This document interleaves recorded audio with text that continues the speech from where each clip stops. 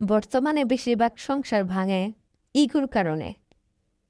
Husband যত অপরাধী করুক, যাই করুক, যদি কোনো পরকীয়া না থাকে নারী পুরুষের, তাহলে দেখবেন দোষ স্ত্রীর হোক বা স্বামীর হোক, ভুলটা যদি স্বামী স্বীকার করে, সরিটা যদি স্বামী বলে, দেখবেন আর যাই হোক সংসারটা অন্তত ভাঙে না।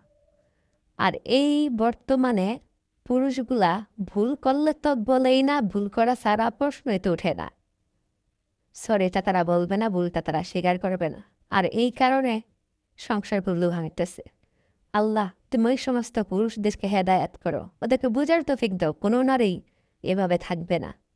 যদি কোনো পুরুষের কাছে কোনো নারী থাকে, সেটা যদি তার অ্যামাউন্ট বেশি থাকে, তাহলে সেটা দেখে, তার পয়সা দেখে, তাকে দেখে না, তার আচরণ হয় না।